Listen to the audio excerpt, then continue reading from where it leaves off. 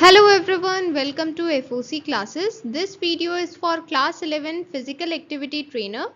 आज की इस वीडियो में हम chapter 1 role of physical education in child development इस चैप्टर को वन शॉट फॉर्म में कवर करने वाले हैं.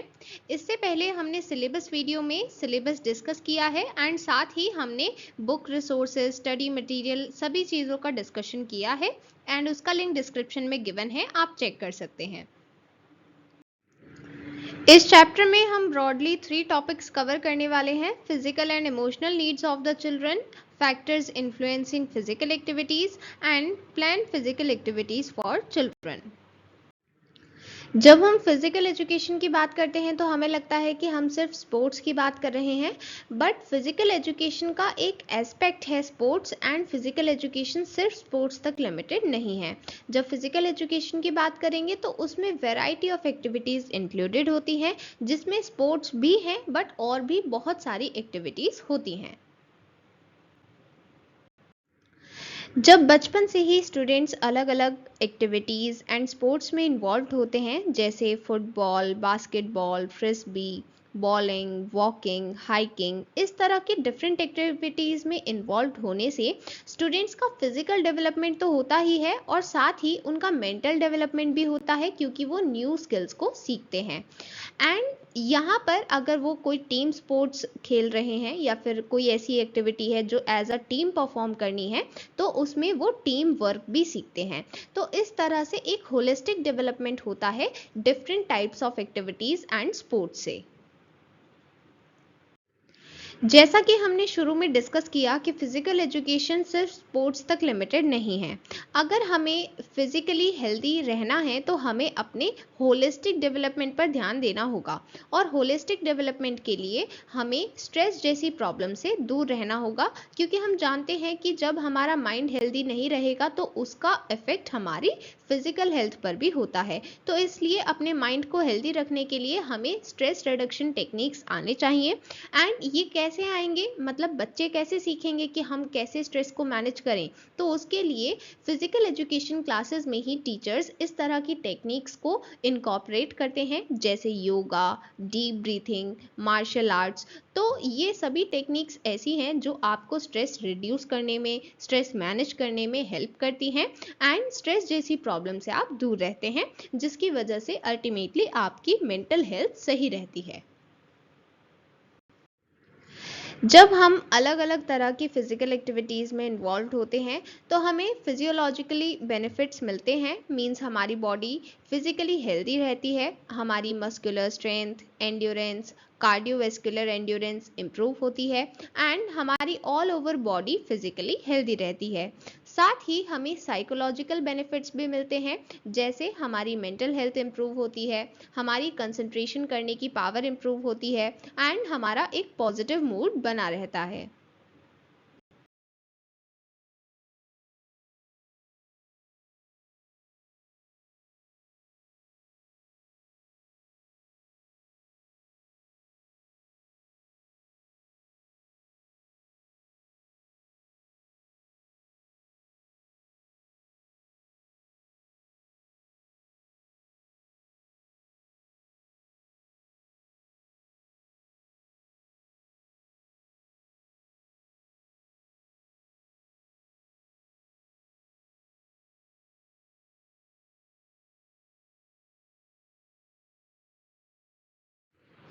ब्रेन डेवलपमेंट एंड एक्सरसाइजिंग के बीच को रिलेशन को समझने के लिए डिफरेंट रिसर्च स्टडीज़ की गई हैं, जो ये प्रूव करती हैं कि जब हम रेगुलर बेसिस पर एक्सरसाइज करते हैं, फिजिकल एक्टिविटीज़ में इन्वॉल्व रहते हैं, तो इससे हमारे ब्रेन डेवलपमेंट में पॉजिटिव इफेक्ट होता है, हमारा ब्रेन प्रॉपरली डेवलप होता है. अभी तक हमने फिजिकल एक्टिविटी के बारे में समझा एंड यहाँ पर हम जानते हैं कि फिजिकल एक्टिविटी सिर्फ एक एस्पेक्ट है फिजिकल एजुकेशन का, बट इसका मतलब ये नहीं है कि फिजिकल एक्टिविटी का मतलब ही फिजिकल एजुकेशन है. नहीं, फिजिकल एजुकेशन में और भी बहुत सारी चीज़ें कवर होती हैं अलोंग विथ फिजिकल एक्टिविटी.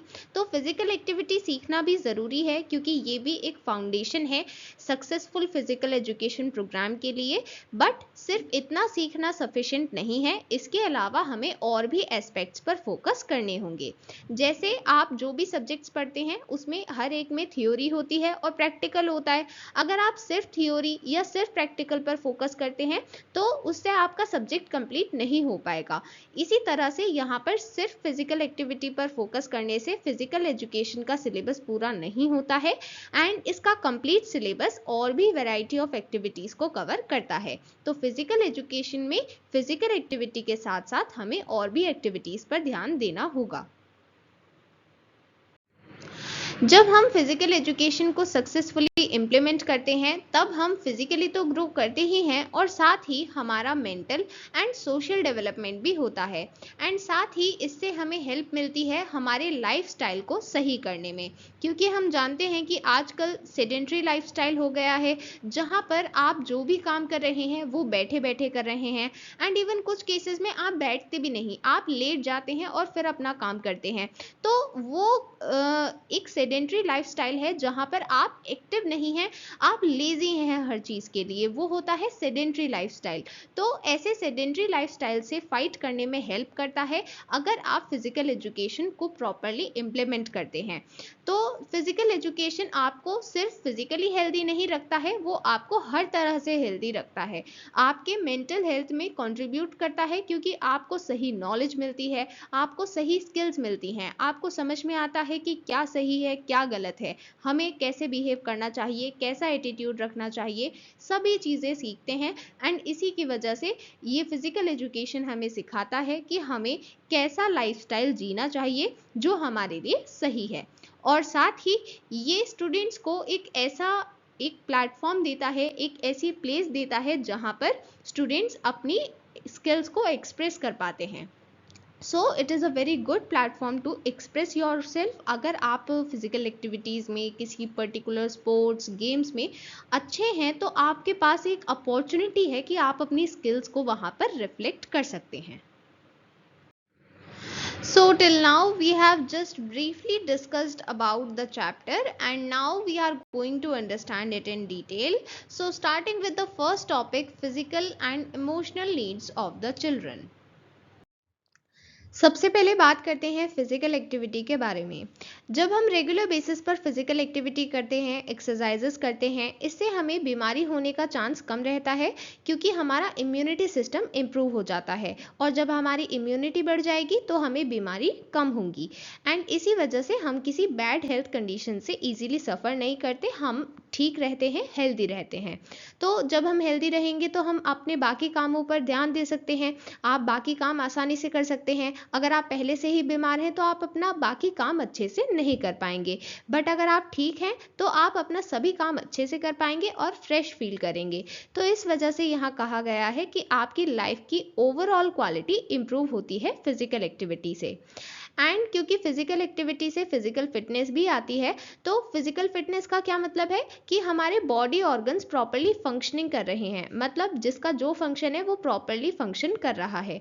तो जब हम फिजिकली फिट रहते हैं उसकी वजह से हमारी मेंटल हेल्थ भी अफेक्ट होती है पॉजिटिवली, क्योंकि अगर हमारी पूरी बॉडी हेल्दी है तो हमारा माइंड भी हेल्दी रहेगा, मीन्स हम मेंटली अलर्ट रहेंगे, अवेयर रहेंगे, हम इजीली कंसंट्रेट कर सकते हैं एक जगह पर एंड हम इमोशनली स्टेबल रहते हैं। मीन्स ऐसा नहीं है कि आप अननेसेसरी कहीं भी एकदम से रिस्पॉन्स देंगे और वो भी इनएप्रोप्रिएट, ऐसा कुछ नहीं होता है। अगर आप इमोशनली स्टेबल रहेंगे तो इमोशनली स्टेबल होने में आपके इमोशंस का कंट्रोल आपके पास होता है, आप खुद के इमोशंस को कंट्रोल कर पाते हैं।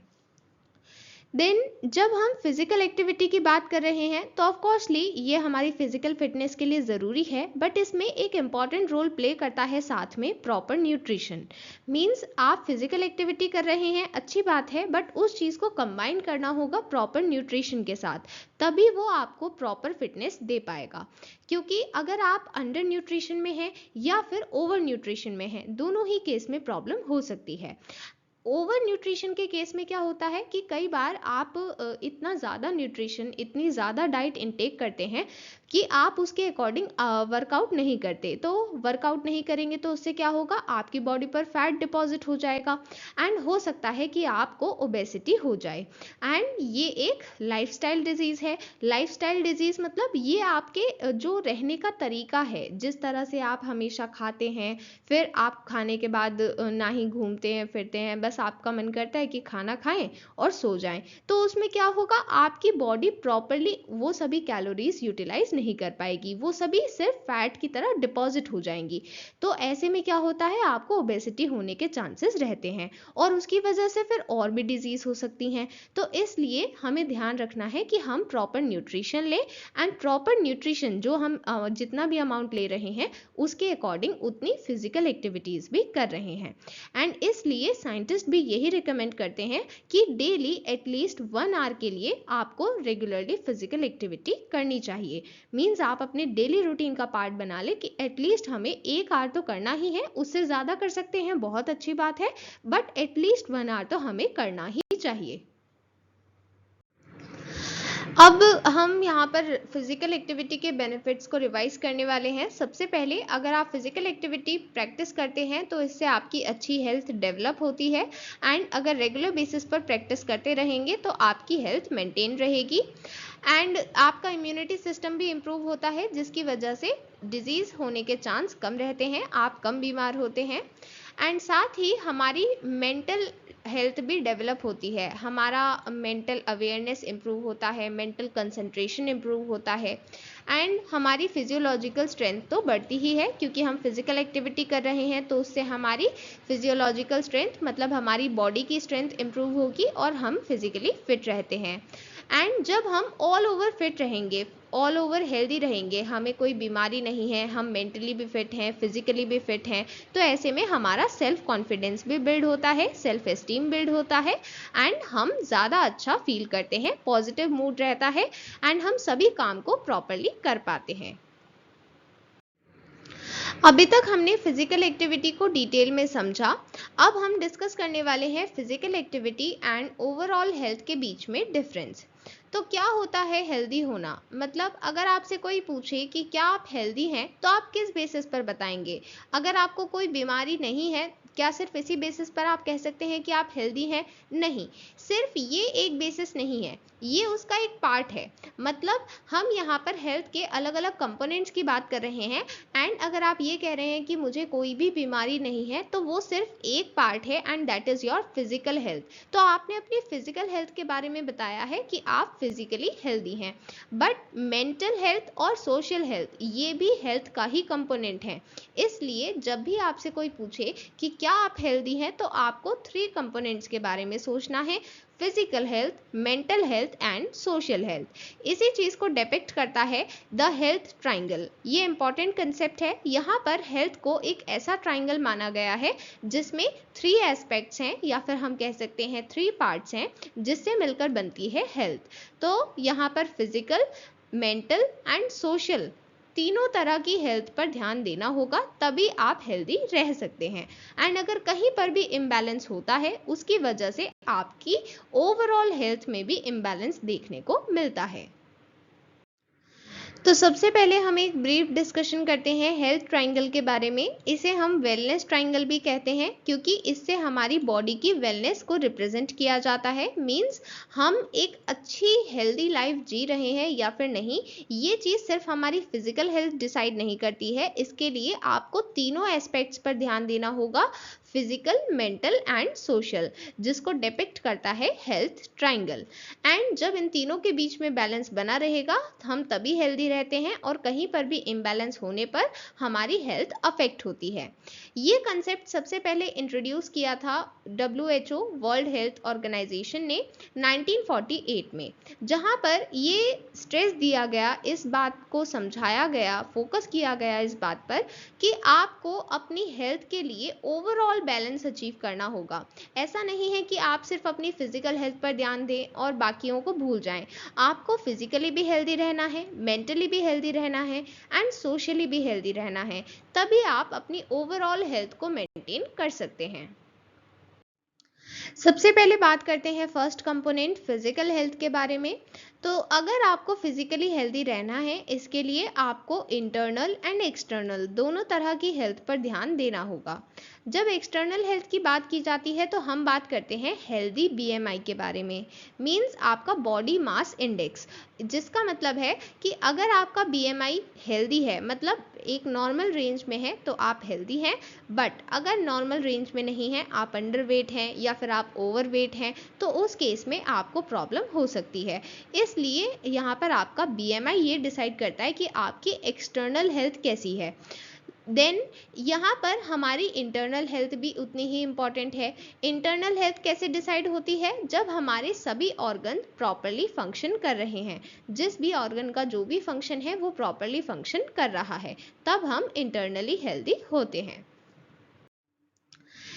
देन हमारी फिजिकल हेल्थ को मेंटेन रखने के लिए हमें एक्सरसाइज करनी चाहिए डेली 1 आवर, एंड इसमें स्ट्रेचिंग एंड कार्डियोवेस्कुलर एक्सरसाइजेस भी होनी चाहिए। देन आपको एक प्रॉपर न्यूट्रिशन लेना है, मींस एक बैलेंस डाइट कंज्यूम करनी है, जिससे आपको सभी नेसेसरी न्यूट्रिएंट्स नेसेसरी क्वांटिटी में मिल पाएँ। एंड ब्रेकफास्ट स्किप ना करें, एंड एटलीस्ट एक दिन में 3 टाइम्स खाना खाएं। देन रेस्ट का मतलब है कि आपको अपनी फिजिकल हेल्थ के लिए सिर्फ और सिर्फ एक्सरसाइज करके वर्कआउट करना और न्यूट्रिशन से एनर्जी इनटेक करना, सिर्फ इतने तक ही लिमिटेड नहीं होता है फिजिकल हेल्थ। फिजिकल हेल्थ के लिए आपको प्रॉपर रेस्ट भी चाहिए, मींस जब आपने अपना पूरा दिन अच्छे से प्रोडक्टिवली बिताया है, तो उसके बाद आप प्रॉपर स्लीप लें। 8 आवर्स की स्लीप लेनी चाहिए, and 6 to 8 hours ideal time है स्टूडेंट्स के लिए। एंड अब आप अपना स्लीप टाइमिंग सेम रखें, मतलब ऐसा ना हो कि आप आज 9 बजे सो रहे हैं, कल 10 बजे, फिर 11 बजे, फिर 12 बजे, इस तरह से आपको चेंज नहीं करना है, क्योंकि उससे आपकी ही स्लीप साइकिल इफेक्ट होती है। तो इसलिए आप स्लीप टाइमिंग सेम रखें एंड प्रॉपरली अपना ध्यान रखें। अब हम बात करते हैं हेल्थ ट्राइंगल के नेक्स्ट कंपोनेंट मेंटल हेल्थ के बारे में। मेंटल हेल्थ रिफ्लेक्ट करती है एक पर्सन के कॉग्निटिव एंड इमोशनल वेलबींग को। कॉग्निटिव वेलबींग का मतलब होता है हमारी mental development, and emotional wellbeing का मतलब होता है कि आप अपने इमोशंस को कितने अच्छे से मैनेज कर पाते हैं। अगर आप एक मेंटली हेल्दी पर्सन हैं, तो आप में ये सभी ट्रेट्स होंगी, जैसे you are free of stress, आपको कोई स्ट्रेस से रिलेटेड प्रॉब्लम नहीं होती है, आप क्लियरली सोच पाते हैं और पॉजिटिवली सोचते हैं। जनरली जो लोग मेंटल इश्यूज से सफ़र करते हैं, उनकी मेंटल हेल्थ ठीक नहीं होती है, वो नेगेटिवली सोचते हैं, हर चीज़ के बारे में वो नेगेटिव ही सोचते हैं, जिसकी वजह से उनका स्ट्रेस और बढ़ जाता है। बट जो लोग मेंटली हेल्दी हैं, जिनको मेंटली कोई भी प्रॉब्लम नहीं है, वो यहाँ पर ना ही उनको स्ट्रेस होगा और वो हर चीज़ के बारे में पॉजिटिव सोचते हैं, एंड वो इजीली कहीं पर फोकस कर सकते हैं, कंसंट्रेट करते हैं, एंड उनको कोई प्रॉब्लम नहीं होती कंसंट्रेशन करने में। उनकी मेमोरी रीजनेबल रहती है, एंड वो इजीली कोई भी प्रॉब्लम सॉल्व कर सकते हैं। जो भी प्रॉब्लम उन्हें फेस करनी होगी, वो इजीली उसे सॉल्व कर पाएंगे, एंड उनका कंट्रोल होगा अपने इमोशंस के ऊपर, वो अपने इमोशंस को प्रॉपरली मैनेज कर पाएंगे, ना ही उन्हें डिप्रेशन होगा और ना ही कोई और मेंटल डिसऑर्डर होता है। अगर ये सभी ट्रेट्स एक पर्सन में है, इसका मतलब वो मेंटली हेल्दी है। एंड जब एक पर्सन मेंटली हेल्दी रहता है, उसका माइंड प्रॉपरली वर्क करता है, तो वो चीज़ों को अच्छे से समझ पाता है, लर्न कर पाता है। एंड जब आप समझते हैं, लर्न करते हैं, तभी आपको अलग अलग स्किल्स डेवलप करने का मौका मिलता है। आप नई चीज़ें सीख सकते हैं, नई चीज़ें मतलब जैसे आपने कोई गेम सीखा, तो वहाँ पर आपने स्किल्स भी सीखी, आपने ये भी सीखा कि वहाँ पर हमें क्या क्या नॉलेज अप्लाई करनी है, कैसे बिहेव करना है। तो सभी चीज़ें आप कब अच्छे से सीख पाएंगे? जब आप मेंटली हेल्दी रहेंगे। ओके, अब हम बात करने वाले हैं हेल्थ के थर्ड कंपोनेंट के बारे में, that is social health. Social health का मतलब होता है कि हम एक सोसाइटी में कितना पीसफुली रह सकते हैं। यहाँ पर उस सोसाइटी की बात हो रही है जहाँ पर हम रहते हैं, हमारी फैमिली होती है, फ्रेंड्स होते हैं, कम्युनिटी होती है, वो है वो सोसाइटी जहाँ पर हम रहते हैं। तो अगर हमें सोशल हेल्थ डेवलप करनी है, तो हमें इन सभी के साथ अच्छे रिलेशंस मेंटेन रखने होंगे, एंड हमें ये रियलाइज़ करना होगा कि हमारा उस सोसाइटी में क्या रोल है। हम वहाँ पर सभी रूल्स नॉर्म्स को प्रॉपरली फॉलो फॉलो करें ताकि हम वहाँ पर पीसफुली रह पाएँ और बाकी लोग भी पीसफुली रह पाएँ। इसके लिए हमें सेल्फ रिस्पेक्ट का भी ध्यान रखना होगा और हमें दूसरों की रिस्पेक्ट का भी ध्यान रखना होगा। मीन्स ना ही कोई आपको डिसरिस्पेक्ट करे और ना ही आप किसी और को डिसरिस्पेक्ट करें, इस चीज़ का ध्यान रखना होगा। आपको इफेक्टिव कम्युनिकेशन स्किल्स आने चाहिए, मीन्स दूसरों से कैसे बात करनी है ये आपको पता होना चाहिए। एम्पैथी होनी चाहिए, आप सामने वाले के इमोशंस को समझ पाएँ। कोई आपकी हेल्प मांग रहा है, कोई नीड में है, तो आपको पता होना चाहिए कि हमें क्या करना है, कैसे रिएक्ट करना है, कैसे उनकी हेल्प करनी है। एंड आपको आपकी रिस्पॉन्सिबिलिटी पता होनी चाहिए, तभी आप सोशली हेल्दी होते हैं। So these were the 3 components of health triangle. So overall concept ये है कि आपको एक प्रॉपर हेल्थ मेंटेन रखने के लिए, ओवरऑल हेल्दी रहने के लिए तीनों साइड्स में बैलेंस रखना होगा, physical health, mental health and social health. अगर किसी भी एक साइड में बैलेंस बिगड़ता है, इम्बैलेंस हो जाता है, तो उसकी वजह से बाकी 2 साइड्स भी सफ़र करती हैं। मतलब ऐसा नहीं है कि अगर आप फिजिकली अनहेल्दी हैं तो उसका असर बाकी दोनों हेल्थ पर नहीं होगा, बिल्कुल होगा, क्योंकि ये तीनों चीज़ें आपस में कनेक्टेड हैं। तो इसलिए आपको ध्यान रखना है कि ओवरऑल हेल्थ को बनाए रखने के लिए आपको इन तीनों हेल्थ का ध्यान रखना होगा, तीनों में बैलेंस बनाए रखना होगा। अंडरस्टूड? सो फिजिकल एक्टिविटी या स्पोर्ट्स खेलने से हमें वो परफेक्ट अपॉर्चुनिटी मिलती है कि हम अपनी physical health, social health and mental health को डेवलप कर पाएँ। फिजिकल एक्टिविटी करने से फिजिकल हेल्थ डेवलप होगी, जिसकी वजह से सोशल एंड मेंटल हेल्थ भी इम्पैक्ट होती हैं एंड पॉजिटिवली इम्पैक्ट होती हैं। एंड जब हम स्पेशली टीम गेम्स खेलते हैं तब क्योंकि हम टीम में खेल रहे हैं, हमारे साथ और भी लोग हैं जो खेल रहे हैं, तो हमें एक ऐसा सेटअप मिलता है जहाँ पर हम बाकी लोगों से इंटरेक्ट करते हैं। वो अलग अलग बैकग्राउंड से होते हैं, अलग कल्चर से होते हैं, तो हम उनके साथ इंटरेक्शन सीखते हैं, जिस वजह से हमारी social and mental health improve होती है, बढ़ती है। इस वजह से हम यहाँ पर कह रहे हैं कि जब आप स्पोर्ट्स में इन्वॉल्व होते हैं तो आपकी तीनों तरह की हेल्थ में अच्छा इंप्रूवमेंट देखने को मिलता है।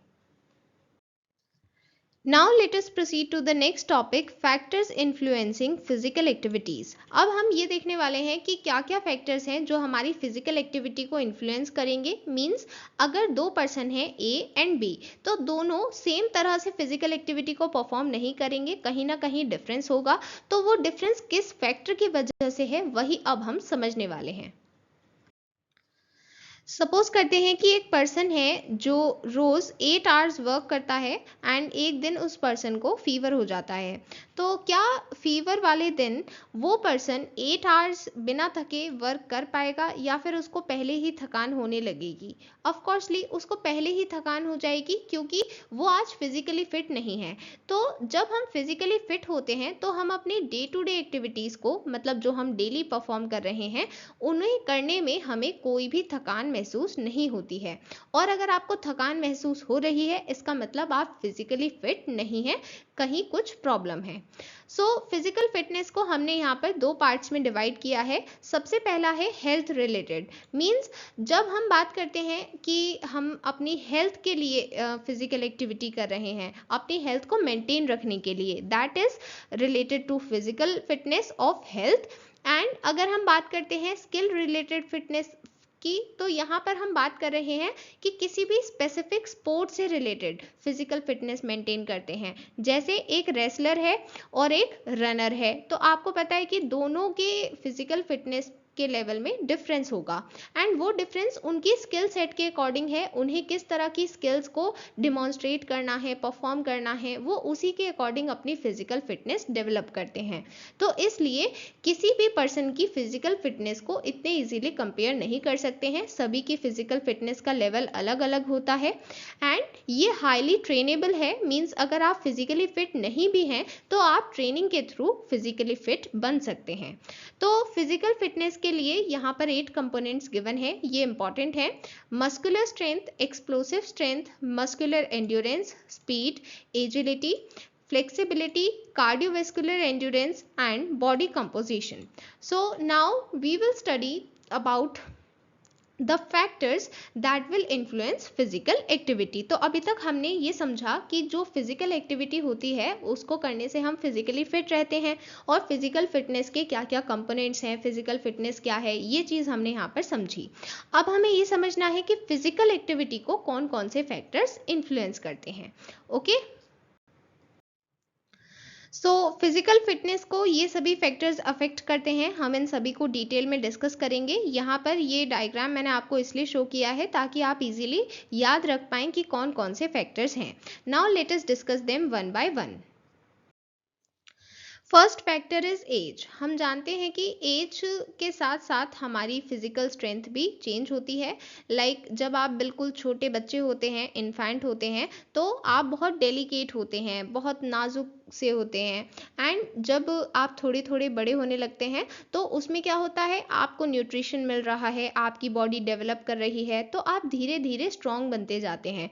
एंड फिर इसी तरह से आप एक सर्टेन लेवल तक आपकी जो फिजिकल फिटनेस है वो इम्प्रूव होती चली जाती है, मतलब आप और ज़्यादा स्ट्रांग बनते चले जाते हैं। बट एक सर्टेन लेवल आने के बाद आपकी फिजिकल फिटनेस और इम्प्रूव होना बंद कर देती है, मतलब आप और इम्प्रूव नहीं कर पाते हैं, आपकी फिजिकल फिटनेस वहीं पर रुक जाती है। एंड फिर एक सर्टेन एज के बाद वो थोड़ा डिक्लाइन करने लगती है, आप थोड़े वीक होने लगते हैं। तो ये सभी चीज़ें किस वजह से है, हमारी एज की वजह से। तो एज एक इम्पॉर्टेंट फैक्टर है जो ये डिसाइड करता है कि हमारी फिजिकल फिटनेस का लेवल क्या है। एंड ये हमारी मसल्स कितनी डेवलप कर रही हैं, कितनी ग्रोथ कर रही हैं, bones, nervous system, internal organs, इन सभी का डेवलपमेंट कैसा है, ये सभी चीज़ें हमारी एज पर ही डिपेंड करती हैं, जिसकी वजह से हमारी फिजिकल फिटनेस अफेक्ट होती है। Okay, next factor is gender. आपने नोटिस किया होगा कि जब भी कोई गेम्स या स्पोर्ट्स ऑर्गेनाइज किए जाते हैं तो मेल एंड फीमेल दोनों के लिए सेपरेट होते हैं। ऐसा क्यों होता है?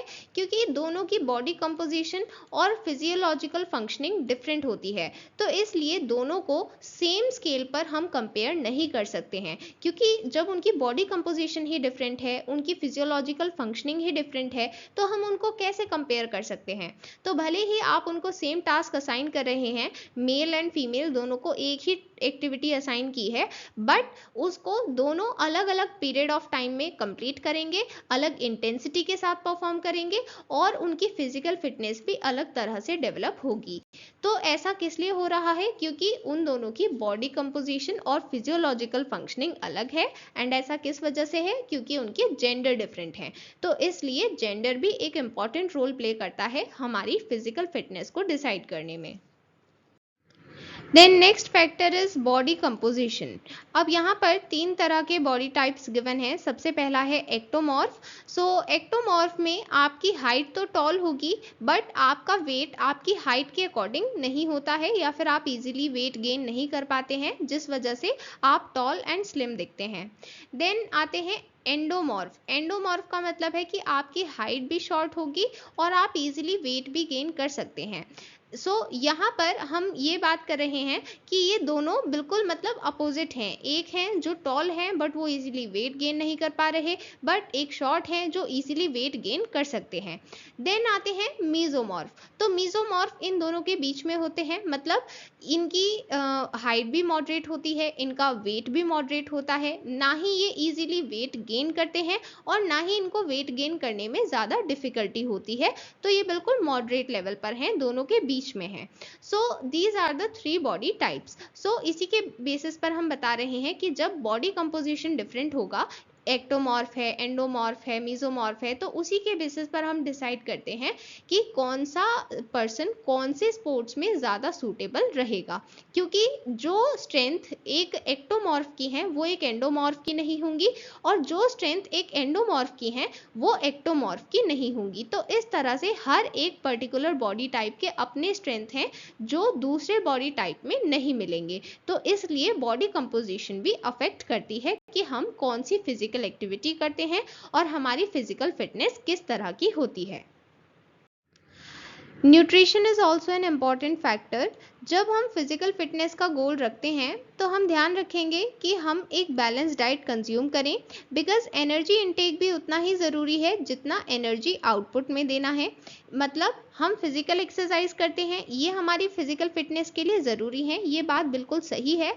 बट फिजिकल एक्सरसाइज करने से पहले आप ये भी इंश्योर करें कि आपका जो न्यूट्रिशन इनटेक है वो भी प्रॉपर है, क्योंकि अगर आप फिजिकल एक्सरसाइजेस प्रॉपरली कर रहे हैं बट आपके न्यूट्रिशन में कहीं कोई कमी है तो उस वजह से भी आपकी फिजिकल फिटनेस अफेक्ट होगी। तो इसलिए हमें ध्यान रखना है कि हम प्रॉपरली फूड इनटेक करें, इसमें हम उतनी ही क्वांटिटी इनटेक करें जितनी हमें रिक्वायर्ड है, और वो क्वालिटी अच्छी क्वालिटी का हो। इसका मतलब है कि जंक फूड हमें कंज्यूम नहीं करना है। एंड ऑल्सो हमें यहाँ पर वाटर भी इनटेक करना है, because it will help us in digesting the food properly. So जब हम किसी की भी डाइट की बात करते हैं, मतलब किसी भी पर्सन की डाइट है, तो वो उस इंडिविजुअल के ऊपर डिपेंड करेगी कि उसका कैसा बॉडी टाइप है एंड वो किस तरह की एक्टिविटी परफॉर्म करता है। लाइक वो डेली बेसिस पर कितनी एक्टिविटी परफॉर्म कर रहा है, इसके बेसिस पर भी डिसाइड होगा कि उसको कितनी डाइट कंज्यूम करनी चाहिए। सो इसलिए हर एक पर्सन को अपना अपना गोल रखना चाहिए कि हमें कैसी डाइट कंज्यूम करनी है और कितनी एक्टिविटी परफॉर्म करनी है, ताकि हम फिजिकली फिट रहें। Then next factor is climatic conditions. हम कहाँ पर रहते हैं, वहाँ का क्लाइमेट कैसा है, ये चीज़ भी इफ़ेक्ट करती है हमारी फिजिकल फिटनेस को। एंड साथ ही हमारी जोग्राफिकल लोकेशन क्या है, ये चीज़ भी इफ़ेक्ट करती है। लाइक आप किसी हिली टेरेन को बिलोंग करते हैं या फिर आप कहीं प्लेन एरिया में रहते हैं, ये सभी चीज़ें इस चीज़ को इफ़ेक्ट करती हैं कि आपकी फिजिकल फिटनेस कैसी रहेगी, आपका फूड पैटर्न क्या होगा, आप किस तरह का फूड कंज्यूम करेंगे एंड आपका एक्टिविटी लेवल कितना होगा। सो ये सभी चीज़ें geographical location and climatic condition दोनों पर डिपेंड करती हैं, एंड इसी वजह से सभी का फिजिकल फिटनेस का लेवल अलग अलग होता है। Then next factor is lifestyle habits. So हमारा लाइफस्टाइल कैसा है, ये चीज़ ग्रेटली डिपेंड करती है इस चीज़ पर कि हम कहाँ रहते हैं, विलेज में, सिटी में, सेमी अर्बन एरिया में, इस तरह से, और हमारी किस तरह की जॉब है। लाइक हम डेस्क जॉब करते हैं या फिर हमारी एक ऐसी जॉब है जिसमें हमें बहुत ज़्यादा ट्रैवल करना पड़ता है, तो दोनों जॉब्स में जो पर्सन वर्क कर रहे हैं उनकी फिजिकल फिटनेस का लेवल अलग अलग होगा। क्योंकि जो डेस्क जॉब कर रहा है उस पर्सन को ऑलमोस्ट हर टाइम बैठे रहने का काम है, एंड अगर उनका ऑलमोस्ट बैठे रहने का काम है, इसका मतलब उनके पास वॉकिंग ऑप्शंस इतने नहीं बचे। बट वहीं एक ऐसा पर्सन है जिसका ऑलमोस्ट ट्रैवलिंग का ही काम है, तो उसे बहुत ट्रैवल करना होगा, चलना फिरना होगा, तो उसकी फिजिकल फिटनेस कंपैरेटिवली इम्प्रूव्ड होगी। बट जो पर्सन ऑलरेडी हर टाइम डेस्क जॉब कर रहा है, अगर वो सेपरेटली एक्सरसाइजेज नहीं कर रहा है, मतलब उसने अपने रूटीन का पार्ट नहीं बनाया है कि मुझे सुबह को एटलीस्ट 1 आवर एक्सरसाइज करनी है, तो ऐसा पर्सन उसे हेल्थ में कुछ ना कुछ नेगेटिव इम्पैक्ट्स देखने को मिलते हैं। देन हम जानते हैं आजकल हर कोई एसी प्रेफर करता है, एंड एयर कंडीशनर आप प्रेफर तो करते हैं बट उसका इतना फ़ायदा नहीं होता जितना आप सोचते हैं। आपको लगता है कि हम बहुत अच्छे से ठंडक में बैठे हैं, बट वहाँ पर वो चीज़ आपको कितनी नुकसान दे रही है वो आपको भी नहीं पता। नेचुरल एयर सबसे बेस्ट होती है, बट जब आप एयर कंडीशनर को की आपको आदत लग जाती है तो आप प्रेफर करते हैं कि आप बाहर जाएं ही नहीं और हर टाइम एसी में ही रहें, तो उससे आपको नेचुरल एयर भी नहीं मिलती, जिसकी वजह से आपकी फिजिकल फिटनेस अफेक्ट होती है। देन कई बार कुछ बैड हैबिट्स भी होती हैं, जैसे स्मोकिंग, ड्रिंकिंग, ये सभी ऐसी लाइफस्टाइल हैबिट्स हैं जो अगर किसी को लग जाएं तो उसकी फिजिकल फिटनेस कैसी भी हो, वो उस पर नेगेटिव इम्पैक्ट्स आएंगे ही आएंगे। तो भले ही आप एक्सरसाइजेस कर रहे हैं, बट अगर आपको ये बैड हैबिट्स हैं तो उसका कोई फ़ायदा नहीं है कि आप कितनी भी फिजिकल एक्सरसाइजेस कर लें। तो इसलिए अपनी फिजिकल फिटनेस को मेंटेन रखने के लिए हमें अच्छी लाइफस्टाइल हैबिट्स को अडॉप्ट करना चाहिए, rather than these bad habits. Then the next factor affecting physical fitness is physical activity. अब देखिए यहाँ पर हम ये बात कर रहे हैं कि जब भी हम फिजिकल एक्टिविटी करते हैं तो हमारी फिजिकल फिटनेस इम्प्रूव होती है, बट कई बार ऐसा रूटीन भी बन जाता है जहाँ पर हम फिजिकल एक्टिविटी करते ही नहीं, उसको अपनी लाइफ का पार्ट बनाते ही नहीं। हम सोचते हैं कि हमें काम करना है, हमें सोना है, हमें खाना है, हमें पीना है, मतलब हम अपने हर एक्टिविटी के लिए टाइम निकाल लेते हैं, बट जो सबसे इम्पॉर्टेंट एक्टिविटी है फिजिकल एक्टिविटी, उसके लिए हमारे पास कोई टाइम नहीं होता, जिस वजह से अल्टीमेटली हमारी फिजिकल फिटनेस इम्पैक्ट होती है। फिर उस केस में भले ही आपका सारा शेड्यूल ठीक है, आप अच्छे से अच्छा न्यूट्रिशन ले रहे हैं, अच्छी स्लीप ले रहे हैं, बट फिर भी आपकी फिजिकल फिटनेस अफेक्ट होगी। क्यों? क्योंकि आप फिजिकल एक्टिविटी नहीं कर रहे। तो इसलिए आपको ध्यान रखना है कि फिजिकल फिटनेस को बनाए रखने के लिए आपको डेली एटलीस्ट 1 आवर तो देना ही चाहिए। एंड ऐसा नहीं है कि सिर्फ एक पर्टिकुलर एज में, हर एज में फिजिकल एक्टिविटी ज़रूरी है। तो भले ही वो कोई ओल्ड पर्सन भी हो, उन्हें भी थोड़ी देर एटलीस्ट फिजिकल एक्टिविटी करनी चाहिए। अब नेक्स्ट टॉपिक को डिस्कस करने से पहले हम डिस्कस करते हैं स्पोर्ट्स का क्या इम्पैक्ट होता है सोसाइटी पर, जहाँ पर हम रहते हैं, जिस सोसाइटी में, उस सोसाइटी पर स्पोर्ट्स का क्या इम्पैक्ट होता है। तो देखिए, हम जानते हैं कि अगर प्रीवियस टाइम्स की बात करें, मतलब आज से कुछ साल पहले की बात करें, लाइक 10 और 15 ईयर्स बैक, तो इतने ज़्यादा लोग पार्टिसिपेट नहीं करते थे स्पोर्ट्स में। एंड स्पोर्ट्स को एक ऐसा फील्ड माना जाता था कि यहाँ पर जाकर आपका कोई करियर नहीं है, आपका कोई आगे फ्यूचर नहीं है। तो इसलिए ज़्यादातर पेरेंट्स अपने बच्चों को सपोर्ट नहीं करते थे कि आप स्पोर्ट्स में जाएं, क्योंकि वहाँ पर करियर नहीं है। बट अब जैसे जैसे टाइम बढ़ा है एंड पार्टिसिपेशन बढ़ा है, तो हमने देखा है कि मोस्टली बच्चे इंटरेस्टेड होते हैं स्पोर्ट्स में, और उनके पेरेंट्स भी सपोर्ट करते हैं। और ऐसा क्यों? क्योंकि ये टाइम के साथ साथ स्पोर्ट्स ने सोसाइटी को पॉजिटिवली इम्पैक्ट किया है। ये दिखाया है कि स्पोर्ट्स में भी अच्छा करियर बन सकता है अगर आप मेहनत करें। तो ये चीज़ स्पोर्ट्स का एक पॉजिटिव इम्पैक्ट है। इसी तरह से 2024 T20 वर्ल्ड कप जब इंडिया ने जीता, that was a grand celebration. जब प्लेयर्स ने यहाँ पर मुंबई में एंट्री किया, सो इतना ग्रैंड वेलकम हुआ सभी प्लेयर्स का। वो क्या था? वो था एक रिफ्लेक्शन कि किस तरह से हम इंडिया के जीतने पर सभी इंडियंस यूनाइटेड हो जाते हैं एंड इंडिया की विक्ट्री को सेलिब्रेट करते हैं। यहाँ पर इंडिया में अगर कोई भी टॉपिक अगर हम किसी से भी डिस्कस कर लें, तो उस टॉपिक पर अगर 10 लोग एक चीज़ को डिस्कस कर रहे हैं, तो 10 लोगों का एक ही पॉइंट ऑफ व्यू नहीं हो सकता। बट यहाँ पर जब हम इंडिया वर्ल्ड कप जैसी चीज़ें जीतती है, तो यहाँ पर सभी का एक ही पॉइंट ऑफ व्यू होता है कि हम सेलिब्रेट करेंगे, we will enjoy the moment. And उस टाइम पर कोई भी डिवाइडेड नहीं होता, हम सभी यूनाइटेड होते हैं, we are Indians and we are celebrating the victory of India. तो this is definitely a positive impact of sports on our society. तो अब हम इसका रिवर्स देखने वाले हैं कि क्या हमारी सोसाइटी भी स्पोर्ट्स को इम्पैक्ट करती है। अभी तक हमने ये समझा कि स्पोर्ट्स सोसाइटी को इम्पैक्ट करते हैं, बट अब हमें ये समझना है कि क्या हमारी सोसाइटी भी स्पोर्ट्स को इम्पैक्ट करती है। So we will understand it point by point. Now let us start the next topic.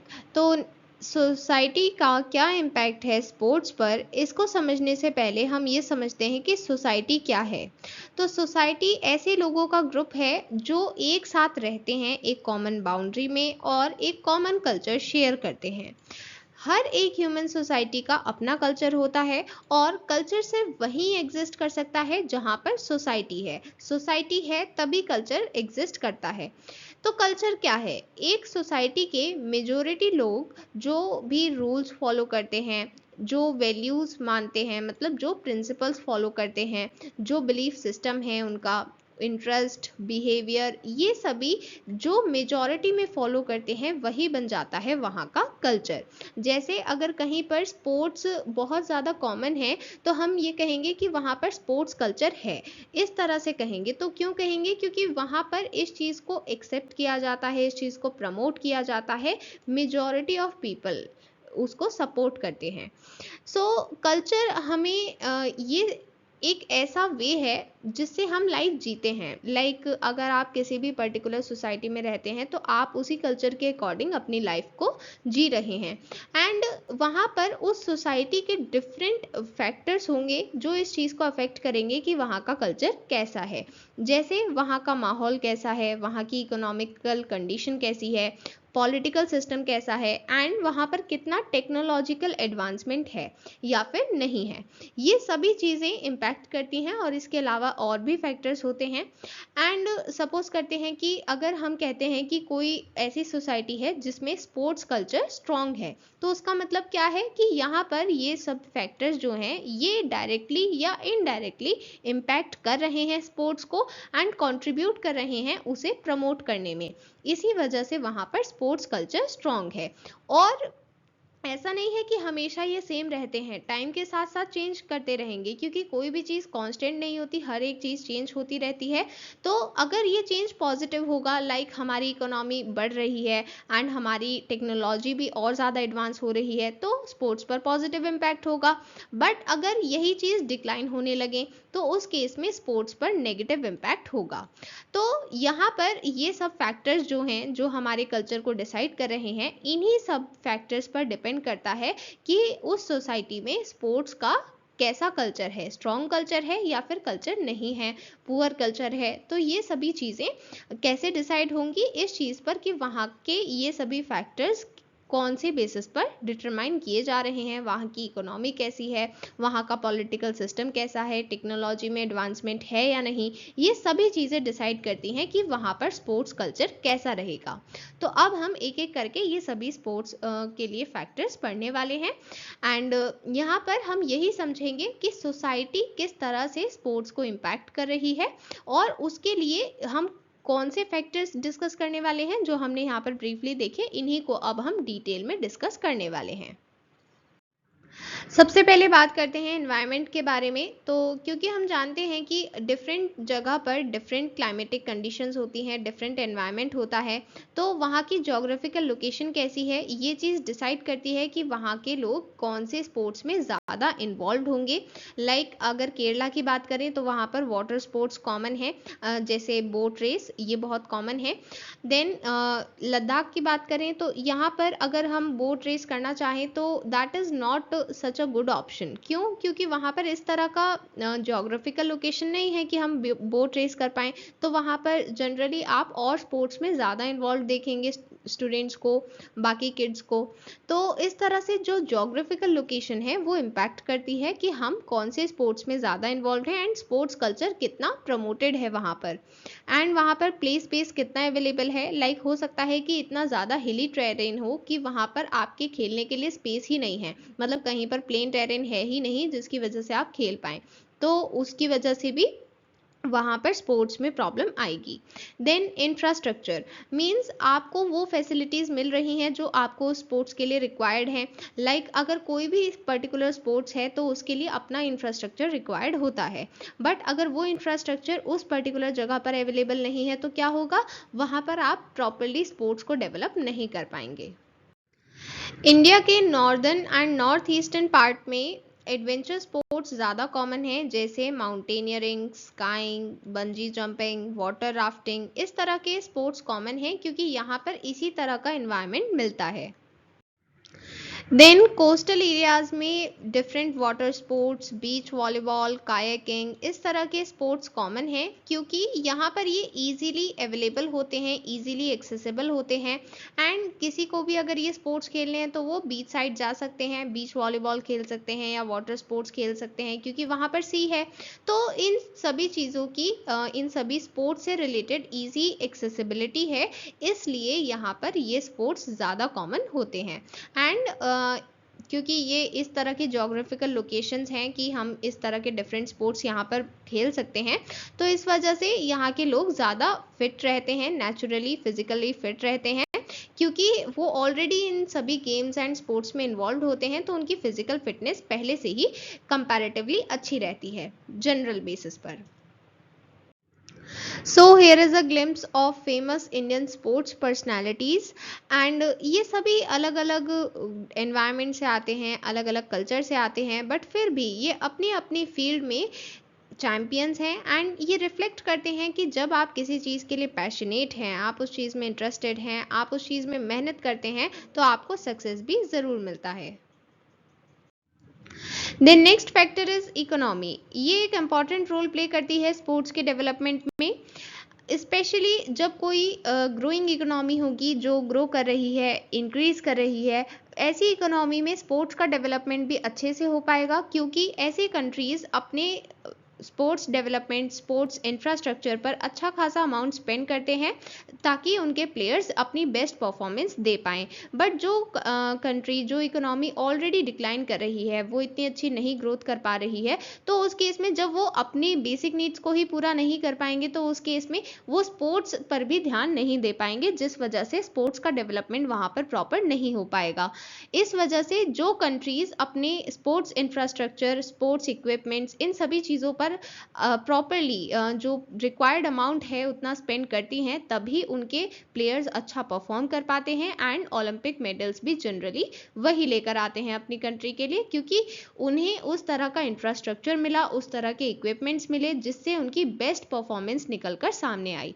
But अगर प्लेयर कितना भी अच्छा खेल रहा है, बट उसे अच्छे से स्पोर्ट्स इक्विपमेंट नहीं दिए गए हैं, उसे प्रॉपर इंफ्रास्ट्रक्चर नहीं दिया गया है प्रैक्टिस करने के लिए, तो बिना प्रॉपर प्रैक्टिस के वो अच्छा परफॉर्म नहीं कर पाएंगे। जैसे कि हमने डिस्कस किया कि स्पोर्ट्स सिर्फ अब इंडिविजुअल पर बेस्ड नहीं है कि आप कितना अच्छा खेल रहे हैं, ये इस चीज़ पर भी डिपेंड करेगा कि आपको कैसा इंफ्रास्ट्रक्चर मिला है प्रैक्टिस के लिए, क्योंकि जब आप खेलेंगे तो आपकी प्रैक्टिस सबसे ज़्यादा मैटर करती है कि आपने कितनी प्रैक्टिस की है और कितने अच्छे से की है। तो अच्छे से करने के लिए आप अच्छे से खेल रहे हैं, वो एक फैक्टर है, बट फैक्टर ये भी इम्पॉर्टेंट है कि आपको अच्छा इंफ्रास्ट्रक्चर मिले, अच्छे इक्विपमेंट्स मिले, तभी आपकी परफॉर्मेंस सबसे बेस्ट आ पाएगी। इसलिए जो टॉप एथलीट्स होते हैं उनको अच्छी अच्छी सैलरीज दी जाती हैं, बहुत ज़्यादा सैलरीज दी जाती हैं उनकी अच्छी परफॉर्मेंस के लिए। एंड ऐसा कौन सी कंट्रीज कर सकती हैं जिनके पास इतना अमाउंट है कि वो अपने इन प्लेयर्स पर स्पेंड कर सकें, इनके लिए स्पेंड कर सकें, इनके लिए अच्छा इंफ्रास्ट्रक्चर बनवा सकें। एंड इसी वजह से ऐसे में हाई क्वालिटी टूर्नामेंट्स भी क्रिएट होते हैं। मतलब जब सभी चीज़ें बेस्ट इंफ्रास्ट्रक्चर के साथ होंगी, प्लेयर्स भी अपना अच्छा परफॉर्म कर रहे हैं, सारे प्लेयर्स अच्छा परफॉर्म करेंगे, तभी वो हाई क्वालिटी टूर्नामेंट होगा। इंडिया की बात करें तो यहाँ पर आईपीएल बहुत फेमस है, इंडियन प्रीमियर लीग, जिसकी वजह से ये बेस्ट टीम को सेलेक्ट करते हैं जिसमें बेस्ट प्लेयर्स हों जो बेस्ट परफॉर्म करें। एंड जब बेस्ट प्लेयर्स होंगे तो इससे बनता है quality tournament, high quality tournaments होते हैं क्रिकेट के। एंड इसी वजह से जब पब्लिक टूर्नामेंट्स देखती है तो वो इन्जॉय करती है, स्टेडियम जाते हैं तो उसके टिकट भी लेते हैं एंड टीवी पर भी देखते हैं। तो इस तरह से पब्लिक से बहुत सारा अमाउंट जनरेट होता है एंड ये सारा अमाउंट कहाँ जाता है, ये जाता है बीसीसीआई को, that is board of control for cricket in India. ये वो बॉडी है जो ये क्रिकेट टूर्नामेंट्स ऑर्गेनाइज करती है। एंड ये इतने अच्छे टूर्नामेंट्स क्यों ऑर्गेनाइज कर पाती है, क्योंकि ये अच्छे टूर्नामेंट्स ऑर्गेनाइज कर रहे हैं, इसी वजह से इन्हें पब्लिक से अच्छा पैसा मिलता है और इसी की वजह से ये फर्दर और अच्छे टूर्नामेंट्स ऑर्गेनाइज करते हैं। एंड इसी वजह से हम कहते हैं कि बीसीसीआई पूरे वर्ल्ड के रिचेस्ट स्पोर्टिंग बॉडीज में से एक है। इंडिया की इकोनॉमी में कॉन्टिन्यूसली ग्रोथ हो रहा है और इसी के साथ साथ मीडिया, इंटरनेट एंड टेलीविज़न ये सभी भी ग्रो कर रहे हैं, जिसकी वजह से स्पोर्ट्स कंटेंट और ज़्यादा इंटरेस्टेड हैं स्पोर्ट्स कंटेंट में सभी लोग। एंड स्पोर्ट्स कंटेंट में ज़्यादा इंटरेस्टेड क्यों है, क्योंकि अब वो ईजिली एक्सेसिबल है। पहले आपको कोई भी मैच देखना है तो आप वहीं पर जाएंगे तभी आप देख पाएंगे, बट अब क्या है कि आप कोई भी स्पोर्ट्स चैनल पर वो मैच देख सकते हैं। इसी तरह से कुछ ओटीटी प्लेटफॉर्म्स भी हैं जहां पर आप देख पाते हैं डिफरेंट स्पोर्ट्स टूर्नामेंट्स, मैचेस। तो इसकी वजह से अब लोग ज़्यादा इंटरेस्टेड हैं उस चीज़ को देखने में, एंड जब लोग ज़्यादा इंटरेस्टेड हैं तो उस चीज़ पर ज़्यादा ध्यान दिया जाता है। इस वजह से स्पोर्ट्स प्रॉपरली डेवलप कर पाते हैं। साथ ही बॉलीवुड का भी एक इम्पॉर्टेंट रोल है। कुछ स्पेसिफिक फिल्म्स जो इंडियन स्पोर्ट्स पर्सन पर बेस्ड हैं, वो ये रिफ्लेक्ट करती हैं कि उनकी जर्नी कैसी रही है। एंड उन्होंने सक्सेस तो उन्हें मिला है, बट बट उन्होंने कितने स्ट्रगल्स को फेस किया है वो सभी चीज़ें उसमें शो की जाती हैं, जो मोटिवेट करती हैं इंडियंस को, स्पेशली यूथ को, कि आप भी ऐसा कर सकते हैं अगर आप अपने हुनर को फॉलो करते हैं, आप पूरी मेहनत से अपने पैशन को फॉलो करते हैं। सो यहाँ पर डिफरेंट फिल्म्स के नाम हैं: भाग मिल्खा भाग, चक दे India, Dangal, Shabaash Mithu, Mary Kom, MS Dhoni, Gold, और भी काफ़ी सारी मूवीज़ हैं जो इंस्पायर करती हैं। एंड डेफिनेटली ये मूवीज़ भी एक इम्पॉर्टेंट रोल प्ले करती हैं स्पोर्ट्स के डेवलपमेंट में, क्योंकि जब लोग इन मूवीज़ को देखते हैं तब उनमें और ज़्यादा अवेयरनेस आता है स्पोर्ट्स को लेकर, और लोग और ज़्यादा इंटरेस्टेड होते हैं स्पोर्ट्स में, जिसकी वजह से इवेंचुअली स्पोर्ट्स में डेवलपमेंट देखने को मिलता है। Then next factor is technology. Economy and technology को रिलेटेड हैं। इसका मतलब है कि अगर इकोनॉमी अच्छी ग्रो कर रही है तो टेक्नोलॉजी में भी डेवलपमेंट देखने को मिलता है, एंड जब इकोनॉमी अच्छी होगी तभी वो टेक्नोलॉजी पर मनी स्पेंड कर पाती है। बट अगर इकोनॉमी खुद ही डाउन जा रही है, डिक्रीजिंग है, डिक्लाइनिंग है, तो उस केस में टेक्नोलॉजी पर स्पेंड कर पाना इतना पॉसिबल नहीं हो पाएगा, वहाँ पर कुछ ना कुछ कॉम्प्रोमाइज़ होगा, जिसकी वजह से टेक्नोलॉजी में प्रॉपर डेवलपमेंट नहीं हो पाएगा। सो जहाँ पर इकोनॉमी अच्छी है, जहाँ पर टेक्नोलॉजी में डेवलपमेंट अच्छा है, वहाँ पर स्पोर्ट्स में भी डेवलपमेंट अच्छा होता है। बट बात करें इंडिया की, तो अभी हमारी इकोनॉमी ग्रो कर रही है, तो ऐसे में हमारे पास इतनी ज़्यादा टेक्नोलॉजी भी नहीं है, बट इतनी कम भी नहीं है, बट उतनी भी नहीं है कि हम बिल्कुल बेस्ट परफॉर्मिंग हो। सो जब बात करें 2024 ओलंपिक्स की, तो इंडिया ने सिर्फ 8 गोल्ड मेडल्स जीते थे। ऑफ कोर्सली ये सिर्फ नहीं है, ये भी बहुत हैं, but in comparison to other countries हमने बहुत कम जीते। तो ये नंबर क्या रिफ्लेक्ट करता है कि हम कहीं ना कहीं अपने मेथड्स में पीछे हैं। एंड वो किस वजह से पीछे हैं? क्योंकि हम टेक्नोलॉजिकली अभी तक उतने एडवांस नहीं हो पाए हैं स्पोर्ट्स के केस में, जितने एडवांस्ड बाकी कंट्रीज हैं। हॉकी इंडिया का नेशनल स्पोर्ट है, बट इंडियन हॉकी में डिक्लाइन देखने को मिला है। ऐसा इस वजह से हुआ है क्योंकि स्पोर्ट्स की फील्ड में इतना ज़्यादा टेक्नोलॉजिकल डेवलपमेंट इंडिया में नहीं हुआ है। डेवलपमेंट हो रहा है टेक्नोलॉजी में, बट बहुत स्लो प्रोग्रेस पर।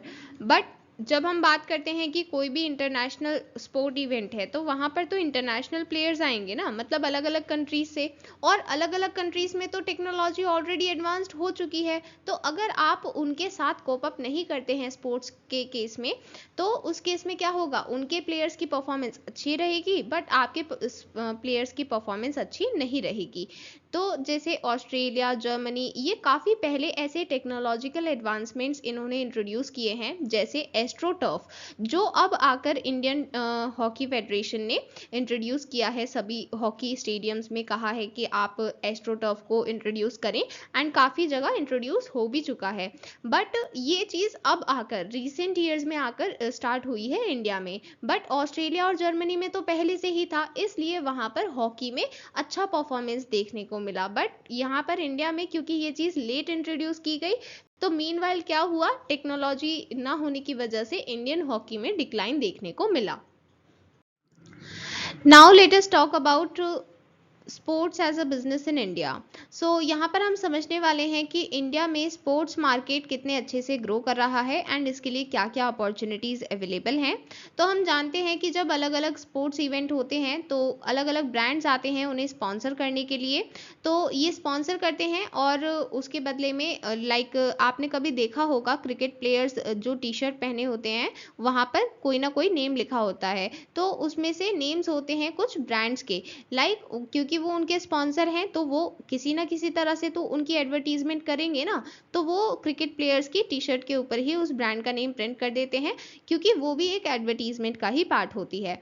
तो ऐसा किस लिए किया गया? क्योंकि हम जानते हैं कि जब हम उस क्रिकेट प्लेयर को देख रहे होंगे, उस मैच को देख रहे होंगे, तो हमारा ध्यान उनकी टी शर्ट पर भी जाएगा, हम उस ब्रांड का नेम भी देखेंगे, तो इस तरह से उस ब्रांड का कंज्यूमर मार्केट बढ़ जाता है। देन अलग अलग स्पोर्ट्स फेडरेशन होते हैं जो चाहते हैं कि ज़्यादा से ज़्यादा ऑडियंस बढ़े, ज़्यादा पार्टिसिपेशन हो, एंड उनका रेवेन्यू ग्रो करे। देन इवेंट ऑर्गेनाइजर्स होते हैं, वो अलग अलग जगह ढूंढते हैं कि हम कहाँ पर इवेंट ऑर्गेनाइज कर सकते हैं, किस तरह से ऑर्गेनाइज कर सकते हैं। देन ऐसी एजेंसीज होती हैं, कंसल्टेंट्स होते हैं, स्पोर्ट प्रोफेशनल सर्विसेज के, जो ये चाहते हैं कि वो इंटरनेशनली अपना मार्केट ग्रो करें, मतलब उनको इंटरनेशनली कंसल्ट किया जाए, इंटरनेशनली हायर किया जाए। एंड स्टेडियम आर्किटेक्ट्स होते हैं, कॉन्ट्रैक्टर्स होते हैं, ये चाहते हैं कि इनको न्यू अपॉर्चुनिटीज़ मिले एंड ये एक्सप्लोर करते रहते हैं कि कहाँ पर हमें अपॉर्चुनिटी मिल सकती है। सो ये सभी अलग अलग एस्पेक्ट्स हैं जो इंडियन स्पोर्ट्स मार्केट को इम्प्रूव करने में, उसे ग्रो करने में हेल्प कर रहे हैं। Now next factor is political stability.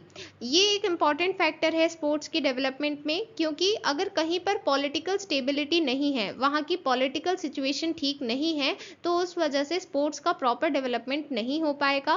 क्योंकि अगर सपोज करते हैं कि हम एक ऐसे एरिया में रहते हैं जहाँ पर पॉलिटिकल इनस्टेबिलिटी है एंड हमें नहीं पता कि कब क्या हो जाएगा, कब कौन सा अटैक हो सकता है, कब क्या हो सकता है, तो ऐसे में हमारी प्रायोरिटी ये रहेगी कि हम सेफ रहें एंड ये नहीं कि हम स्पोर्ट्स खेलने जाएं या स्पोर्ट्स देखने जाएं, क्योंकि हमारी पहली प्रायोरिटी है कि हम अलाइव रहें एंड ठीक रहें। तो अगर आप बाहर चले गए, हो सकता है आप पर अटैक हो जाए, आपको इंजरी हो जाए या फिर आप वापस लौट करना आए, तो इसलिए ऐसे में आपकी प्रायोरिटी यही रहेगी कि हम सेफ रहें। तो इसके लिए ना ही आप स्पोर्ट्स में पार्टिसिपेट करते हैं और ना ही स्पोर्ट्स में इंटरेस्टेड होते हैं, उन्हें देखने जाते हैं, क्योंकि यहाँ पर हमारी वो प्रायोरिटी है ही नहीं। हमारी प्रायोरिटी है कि हम सही रहें, सेफ रहें, इसके लिए हम बाहर भी नहीं निकल पाते। तो जो बच्चे एक्चुअल में जिनकी एज है कि वो स्पोर्ट्स खेलें एंड नई स्किल्स को सीखें, ऐसे बच्चे स्पोर्ट्स में इन्वॉल्व नहीं हैं, वो इन्वॉल्व हैं अलग अलग एक्टिविटीज़ में, जैसे आर्मी पर पत्थर फेंकना। मतलब उन्हें ये सिखाया जा रहा है, क्योंकि वो बच्चे हैं, उन्हें जो सिखाएंगे, उन्हें स्पोर्ट्स सिखाएंगे, वो स्पोर्ट्स में अच्छे हो जाएंगे। बट उन्हें क्या सिखाया जा रहा है कि आप पत्थर फेंकें आर्मी पर, तो वो वही काम कर रहे हैं। तो स्किल तो सही थी फेंकने की, बट गलत चीज पर अप्लाई की गई। उन्हें अगर ये बताया जाता कि आपको इस तरह से बॉल फेंकनी है, इस तरह से आपको जैवलिन थ्रो में पार्टिसिपेट करना है, तो वो उस चीज में बेटर बनते। बट यहाँ पर हमने उन्हें गलत चीजें सिखाई। तो वो क्यों हुआ? क्योंकि वहाँ की पॉलिटिकल स्टेबिलिटी ठीक नहीं थी, वहाँ पर सब कुछ पॉलिटिकली इनस्टेबल था। इस वजह से यहाँ पर पॉलिटिकल स्टेबिलिटी भी एक इम्पॉर्टेंट रोल प्ले करती है स्पोर्ट्स डेवलपमेंट में। पॉलिटिकल स्टेबिलिटी होगी तभी स्पोर्ट्स प्रॉपर्ली डेवलप कर पाएंगे। बात करें ओलंपिक गेम्स की, तो ओलंपिक गेम्स को इनिशियली इसलिए स्टार्ट किया गया था ताकि फ्रेगमेंटेड ग्रीक स्टेट्स को एक साथ लाया जाए। एंड ये एंशियंट ग्रीस में स्टार्ट हुए थे as a peaceful initiative, means peace के लिए स्टार्ट हुए थे। बट अब मॉडर्न टाइम्स में क्या होता है, मॉडर्न टाइम्स के ओलंपिक्स वॉर्स की वजह से रोक दिए जाते हैं। मतलब यहाँ पर हमें पीसफुल ऑप्शन नहीं चाहिए, हमें चाहिए वॉर, हमें चाहिए लड़ाई। तो यहाँ पर पीसफुल ऑप्शन को प्रेफर नहीं कर रहे हैं, यहाँ पर प्रेफर कर रहे हैं वॉर्स को, अपने पॉलिटिकल डिसीजन को सबसे प्रायोरिटी पर रख रहे हैं, बट पीसफुल इनिशिएटिव को प्रायोरिटी नहीं दे रहे हैं। इसी वजह से 1916 ओलंपिक गेम्स को वर्ल्ड वॉर 1 की वजह से कैंसिल कर दिया गया। इसी तरह से 1940 एंड 1944 ओलंपिक्स को वर्ल्ड वॉर 2 की वजह से कैंसिल किया गया। मतलब वर्ल्ड वॉर हो रही है इसलिए ओलंपिक्स को कैंसिल कर दिया गया है, बट ओलंपिक्स के पीछे का जो मेन मोटिव था कि सभी पीसफुली रहे, वो सब भूल गए। इसके बाद 1920 में Austria, Bulgaria, Germany, Hungary, Turkey, इन सभी को बैन कर दिया गया, क्योंकि ये लूजिंग साइड में थे। वर्ल्ड वॉर 1 जब हो रही थी तो ये हार रहे थे, इसलिए इनको बैन कर दिया गया। फिर Japan, West Germany and East Germany, इन्होंने अटेंड नहीं किए 1948 लंदन गेम्स। फिर 1960 में साउथ अफ्रीका को बैन कर दिया रेसिस्ट पॉलिसी की वजह से। फिर 1972 में म्यूनिच गेम्स में कुछ ही अफ्रीकन पार्टिसिपेंट्स थे, मतलब जितने होने चाहिए थे उतने नहीं थे। क्यों नहीं थे? क्योंकि उन्हें प्रॉब्लम थी कि रोडेशिया से भी टीम प्रेजेंट है एंड इस वजह से सभी जितने पार्टिसिपेट करना चाहते थे अफ्रीका से, वो पार्टिसिपेट उन्होंने नहीं किया। देन 1976 गेम्स में 20 कंट्रीज पीछे हट गई, क्योंकि न्यूजीलैंड और साउथ अफ्रीका के रग्बी टाइज थे। And then United States of America और उनके साथ 60 और कंट्रीज ने 1980 मॉस्को ओलंपिक्स गेम्स को बॉयकॉट कर दिया। तो यहाँ पर हमें ये समझ में आ रहा है कि अलग अलग टाइम पर जब भी पॉलिटिकल इंस्टेबिलिटी रही है, कहीं भी वो वॉर हुई है या फिर पॉलिटिकल डिसीजन कोई चेंज हुआ है, तो उसकी वजह से गेम्स अफेक्ट हुए हैं, स्पोर्ट्स अफेक्ट हुए हैं। एंड यही चीज़ हम डिस्कस कर रहे हैं कि किस तरह से हमारी सोसाइटी स्पोर्ट्स को अफेक्ट करती है। तो यहाँ पर हमें देखने को मिला कि किस तरह से नेगेटिवली पॉलिटिकल इंस्टेबिलिटी ने स्पोर्ट्स को अफेक्ट किया। That is why political stability का होना ज़रूरी है, ताकि गेम्स एंड स्पोर्ट्स का प्रॉपर डेवलपमेंट होता रहे। Now let us proceed to the next topic, plan physical activities for children. आजकल के टाइम में जहाँ पर चिल्ड्रन ज़्यादातर computer games, video games, TV में एंगेज रहते हैं, इसकी वजह से एक सेडेंट्री लाइफस्टाइल बन गया है, जिसमें ऑलमोस्ट वो हर टाइम बैठे ही रहते हैं, वो बैठे बैठे अपना काम करते हैं, वो बैठे बैठे इंडोर गेम्स ही खेलना चाहते हैं एंड वो आउटडोर गेम्स में इतना इंडल्ज नहीं होना चाहते। बट ये सेडेंट्री लाइफस्टाइल की वजह से वो लेज़ी तो बनते ही हैं, और साथ ही उन्हें कुछ डिजीज़ेस भी हो सकती हैं, जैसे ओबेसिटी, जो एक बहुत हाई रिस्क डिजीज़ है, और उसकी वजह से आपको बाकी और डिजीज़ेस भी हो सकती हैं। तो इसलिए इतना सेडेंट्री लाइफस्टाइल भी सही नहीं है। इसके लिए हमें ऐसे एक्टिविटीज़ प्लान करनी चाहिए जिसके थ्रू चिल्ड्रन का एक हेल्दी डेवलपमेंट हो, होलिस्टिक डेवलपमेंट हो, एंड उनका ये सेडेंट्री लाइफस्टाइल कंटिन्यू ना रहे, वो एक एक्टिव लाइफस्टाइल को जिएं। इसके लिए सेकेंडरी एजुकेशन कमीशन ने ये कंपलसरी किया है कि सभी स्कूल्स और एजुकेशनल इंस्टीट्यूशंस में प्लेइंग फील्ड का होना ज़रूरी है, और वहाँ पर नेसेसरी इंफ्रास्ट्रक्चर भी होना चाहिए। मींस जो प्लेग्राउंड है जहाँ पर बच्चे खेल सकते हैं वो तो होना ही चाहिए, और जो भी वहाँ पर इंफ्रास्ट्रक्चर रिक्वायर्ड है, जैसे अगर बैडमिंटन खेल रहे हैं या बास्केटबॉल खेल रहे हैं, वॉलीबॉल खेल रहे हैं, फुटबॉल खेल रहे हैं, तो उनके लिए जो भी इंफ्रास्ट्रक्चर की रिक्वायरमेंट होती है वो सभी वहाँ पर फुलफिल होनी चाहिए, ताकि स्टूडेंट्स वहाँ पर स्पोर्ट्स को खेल पाएँ एंड एक एक्टिव लाइफस्टाइल के लिए प्रमोट कर पाएँ स्टूडेंट्स को। इसलिए ये कंपल्शन की गई है। एंड साथ ही ये भी सजेस्ट किया गया है कि अगर किसी स्कूल में कोई प्रॉपर प्लेइंग फील्ड नहीं है एट द मोमेंट एंड उसे बनाने में टाइम लग रहा है, तो तब तक आप म्यूनिसिपल पार्क या फिर कोई ओपन स्पेस यूज़ कर सकते हैं, ताकि स्टूडेंट्स की एक्टिविटीज़ इंटरप्ट ना हो। तो ये एक पॉजिटिव एफर्ट है जो गवर्नमेंट ने लिया है, ताकि एक स्ट्रक्चर्ड फिजिकल एक्टिविटी प्रोग्राम को इम्प्लीमेंट किया जाए। तो होलिस्टिक डेवलपमेंट के लिए हमें ये इंश्योर करना होगा कि जब स्कूल में फिजिकल एजुकेशन को इंट्रोड्यूस किया जाए, तो उसमें ये सभी पॉइंट्स इनकॉर्पोरेटेड हों, मतलब इंक्लूडेड हों। सबसे पहला है कि फ़न एक्टिविटीज़ होनी चाहिए, जिसमें सभी स्टूडेंट्स एनकरेज हों कि हमें पार्टिसिपेट करना है, उनको वो बोरिंग ना लगे, क्योंकि कोई चीज़ बोरिंग लगेगी तो स्टूडेंट्स उसमें पार्टिसिपेट नहीं करेंगे। तो इसलिए फ़न एक्टिविटीज़ होनी चाहिए जिसमें स्टूडेंट्स भी इंजॉय कर पाएँ एंड कुछ नया सीख पाएँ। देन स्किल्स को कौन से स्ट्रक्चर के अकॉर्डिंग सिखाना है वो अभी हम नेक्स्ट प्रॉपर स्लाइड में देखेंगे। Then activities, props and equipment should be age appropriate, means अलग अलग एज लेवल के हिसाब से वहाँ पर सभी चीज़ें अवेलेबल होनी चाहिए। लाइक अगर स्मॉल किड्स हैं तो उनके हिसाब से एक्टिविटीज़ ऑर्गेनाइज की जाएंगी एंड इक्विपमेंट्स भी उन्हीं के हिसाब से होंगे, और अगर सीनियर किड्स हैं तो उन्हीं के हिसाब से एक्टिविटीज़ होंगी और उन्हीं के हिसाब से इक्विपमेंट्स होंगे। सो एज अप्रोप्रिएट सभी चीज़ें अवेलेबल होनी चाहिए। देन एक्टिविटीज़ को प्रॉपरली स्ट्रक्चर करना है, पूरा प्रॉपर प्लान के साथ एग्जीक्यूट करना है। Then all the children must be involve and none should be left behind, means ऐसा नहीं होना चाहिए कि कोई स्टूडेंट अगर स्लो है तो वो पीछे रह जाता है और वो फिर ना ही इम्प्रूव कर पा रहा है और ना ही आप उस पर ध्यान दे रहे हैं। ऐसा नहीं होना चाहिए, आपको सभी चिल्ड्रन को इन्वॉल्व करना है। एंड अगर आपको लगता भी है कि कोई स्टूडेंट स्लो है, तो आपको हर एक चाइल्ड का प्रोग्रेस देखना है, उसे समझना है। एंड कैसे समझेंगे? असेसमेंट के थ्रू। तो असेसमेंट से हमें समझ में आएगा कि कौन सा स्टूडेंट कहाँ पर उसे इम्प्रूवमेंट की नीड है, एंड जहाँ पर भी इम्प्रूवमेंट की नीड है वहाँ पर रेमेडियल मेजर्स, रेमेडियल स्टेप्स लेकर उसे इंश्योर करना है कि वो अपने लर्निंग आउटकम को अचीव कर पाए। जो हम उसे सिखाना चाहते हैं, जो भी स्किल, वो प्रॉपरली सीख पाए, भले ही ज़्यादा टाइम लगे बट वो सीख पाए और उसे अच्छे से एग्जीक्यूट कर पाए। ये चीज़ हमें इंश्योर करनी है। So this is the structure according to which skill should be taught. सबसे पहले ग्रेड नर्सरी से लेकर ग्रेड 2 तक एक्शन, बैलेंस एंड कोऑर्डिनेशन, ये सभी एक्टिविटीज सिखानी है, जिसमें हम सिखाएं कि कैसे कोऑर्डिनेशन बनाना है, कैसे बैलेंस बनाना है एंड कैसे डिफरेंट एक्शंस करने हैं, क्योंकि ये स्टेज बिल्कुल बेसिक है एंड अभी स्टूडेंट बस सीख ही रहे हैं, तो इसलिए अभी कोई एज सच स्पोर्ट्स इंट्रोड्यूस करने की नीड नहीं है। अभी हम उनको एक्शन, बैलेंस एंड कोऑर्डिनेशन सिखाएंगे। इसके बाद ग्रेड 3 to 5 के लेवल पर हम उन्हें फंडामेंटल स्किल्स सिखाएंगे, कुछ बेसिक स्किल्स और स्पोर्ट्स के बेसिक्स सिखाएंगे कि कैसे आपको स्पोर्ट्स प्ले करने हैं, उन्हें सारे बेसिक्स फंडामेंटल सिखाने हैं।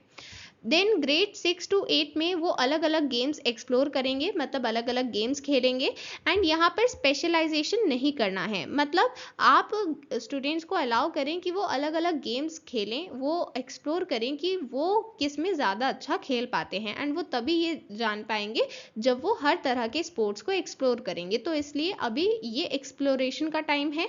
फिर ग्रेड 9 to 12 ये है स्पेशलाइजेशन का टाइम, जहाँ पर स्टूडेंट ये फाइनली डिसाइड करेंगे कि हमें इस स्पोर्ट्स में इंटरेस्ट है एंड हम इसी में अच्छा खेल रहे हैं, हमें इसी में आगे बढ़ना है। तो फिर वहाँ पर स्पेशलाइजेशन का स्टेज आएगा, जहाँ पर आप उन्हें उस पर्टिकुलर स्किल के बारे में स्पेशलाइज करेंगे, उन्हें और अच्छे से रिफाइन करेंगे उस स्किल के बारे में। Now let us proceed to the next topic, types of planning. अब हमें जिस तरह से प्लान बनाना है कि हम किस तरह से डिफरेंट एक्टिविटीज एग्जीक्यूट करें, उसके लिए प्लानिंग कैसे करनी है, तो 3 टाइप्स की प्लानिंग है, macro planning, meso planning and micro planning. Now let us understand them one by one. तो सबसे पहले बात करते हैं मैक्रो प्लानिंग के बारे में। मैक्रो प्लानिंग का मतलब है कि हम एक मैक्रो लेवल, मतलब एक बिगर पिक्चर पर देख रहे हैं, मतलब हम सिर्फ ये डिसाइड कर रहे हैं कि हमारा लॉन्ग टर्म गोल क्या है। तो उसमें हमने सिर्फ गोल डिसाइड किया है, लाइक जो भी ऑब्जेक्टिव था हम सिर्फ वही सेट कर रहे हैं और ये देख रहे हैं कि मेजरली हमें उसमें क्या क्या करना होगा। अभी हम फाइन माइन्यूट डिटेल्स पर नहीं जाएंगे, अभी हम सिर्फ मेजर माइलस्टोन्स को देख रहे हैं कि हमें क्या अचीव करना है। तो यहाँ पर अगर हमने ये गोल रखा है कि स्टूडेंट को बेसिक फुटबॉल सिखाना है, तो वो आपका मैक्रो प्लानिंग है। यहाँ पर सिर्फ आपने अपना गोल डिसाइड किया है, अभी आप माइन्यूट डिटेल्स में नहीं गए हैं कि कैसे सिखाना है, बस आपने अपना गोल डिसाइड किया है। So this is the macro planning. Then next is meso planning. So जैसा कि हमने डिस्कस किया कि अगर हमारा मैक्रो प्लानिंग में गोल है कि हमें फुटबॉल सिखाना है, तो इसी तरह से अब मीजो प्लानिंग में हम क्या करेंगे, इसी में थोड़ा और डेप्थ में जाएंगे। अब हम ये डिसाइड करेंगे कि फुटबॉल सिखाने के लिए हमें क्या क्या बेसिक स्किल्स उस बच्चे को सिखानी होंगी, तो ये होगा मीजो प्लानिंग का पार्ट। तो यहाँ पर हम 1 या 2 वीक का ब्रेकडाउन, मतलब पूरा शेड्यूल बनाएंगे कि हमें कब क्या सिखाना है, और यही है meso planning. Weekly planning, it is type of meso planning only. Meso planning में हमने ये देखा कि हम 1 वीक या फिर कपल ऑफ वीक्स का एक ब्रेकडाउन, मतलब एक शेड्यूल बनाते हैं कि हमें क्या क्या सिखाना है। तो अगर सिर्फ 1 वीक का ही बना रहे हैं, जहां पर हम डिसाइड करेंगे कि हर एक दिन कौन कौन सी एक्टिविटीज करानी है, तो ये होगा वीकली प्लान। और ये शॉर्ट टर्म गोल पर फोकस करता है, मतलब हम यहाँ पर ये देख रहे हैं कि सपोज करते हैं कि हमें इस वीक में सिर्फ इतना सिखाना है कि पास कैसे करना है और शूट कैसे करना है, तो वो हमारा शॉर्ट टर्म गोल है जो हमें सिर्फ इसी वीक में अचीव करना है। तो इस तरह से हम यहाँ पर सिर्फ शॉर्ट टर्म गोल्स रखते हैं वीकली प्लानिंग में, और ये प्लान कर लेते हैं कि हमें किस दिन क्या सिखाना है, तो वो पूरा होता है weekly plan. Then comes micro planning. So micro planning daily basis पर की जाती है, लाइक हो सकता है कि हम 2 डेज का भी प्लान कर लें, बट जनरली डेली बेसिस पर की जाती है, जिसमें हम ये डिसाइड करते हैं कि डेली टारगेट्स क्या होंगे। हमारा जो मेजर गोल है उसको अचीव करने के लिए अब हम माइन्यूट डिटेल्स पर फोकस कर रहे हैं, हमें डेली कौन कौन से सेशंस कंडक्ट करने हैं, उसमें सेशन में क्या क्या स्किल सिखानी है, तो वो सभी चीज़ें माइक्रो प्लानिंग का पार्ट हैं। Then next topic is yoga. Yoga एक सिस्टमैटिक मेथड है जिसमें हमारी बॉडी, माइंड और सोल कनेक्टेड होते हैं, एक हार्मनी में वर्क करते हैं, और जब ये हार्मनी में वर्क करेंगे तभी हम हेल्दी रहेंगे। एंड अगर कोई भी पर्सन, ना ही उसे कोई फिजिकल डिसेबिलिटी है, ना ही उसे कोई फिजिकल प्रॉब्लम है, और ना ही मेंटल प्रॉब्लम है, मींस वो मेंटली भी फिट है और फिजिकली भी फिट है, तभी वो अपने सोल से कनेक्ट कर पाता है। सो ये कोट जो यहाँ पर गिवन है ये दिया है BKS अयंगर ने, एंड ये आपके एग्जाम में क्वेश्चन पूछा जा सकता है, so learn it.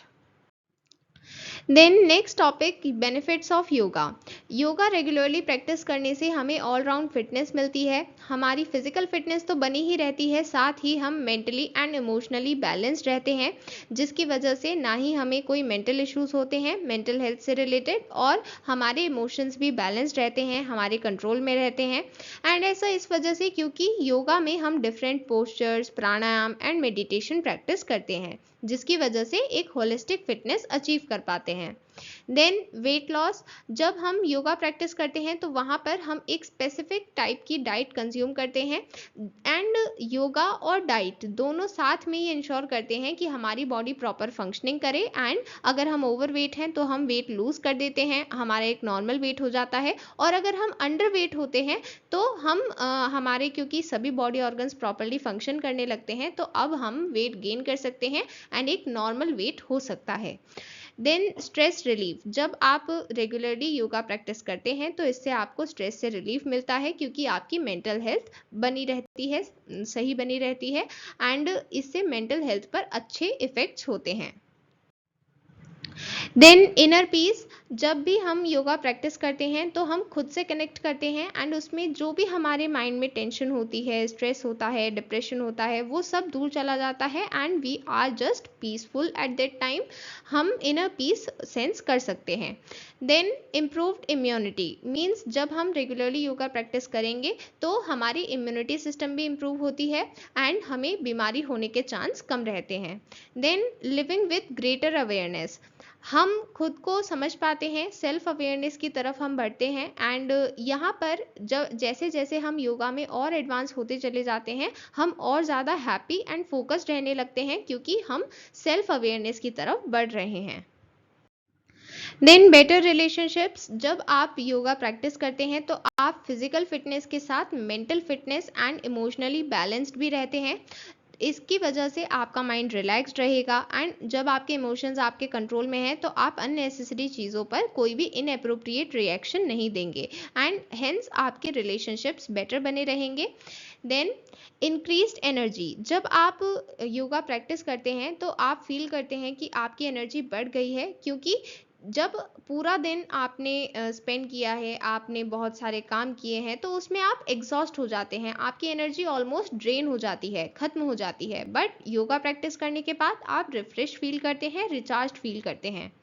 Then better flexibility and posture, जब हम योगा प्रैक्टिस करते हैं तो उसमें अलग अलग आसन होते हैं, और हर एक आसन को स्पेसिफिकली परफॉर्म करना होता है। हर एक आसन हमें यही सिखाता है कि किस तरह से हम उस पोजीशन में स्टेबल रह सकते हैं। तो हर एक आसन का यही पर्पस होता है कि हमारे बॉडी पोस्चर को प्रॉपर बनाया जा सके और हमारी फ्लेक्सिबिलिटी को इम्प्रूव किया जा सके।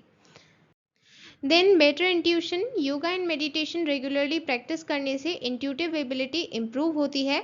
इसका मतलब है कि आप ये सोच पाते हैं, ये रियलाइज कर पाते हैं कि आपको क्या करना चाहिए, कब करना चाहिए और कैसे करना चाहिए, जिसकी वजह से आपको पॉजिटिव रिजल्ट्स भी मिलते हैं जब आप वो काम करेंगे।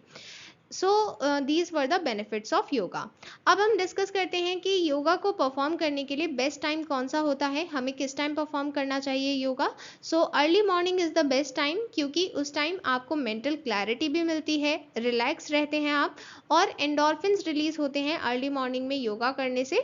उसकी वजह से आपको कंफर्टेबल भी फील होता है, और पूरे दिन आपका एक पॉजिटिव मूड बना रहता है, जिस वजह से बाद में आप जो भी काम करेंगे वो अच्छे से कर पाएंगे, एंड आप उसमें स्ट्रेस्ड फील नहीं करेंगे।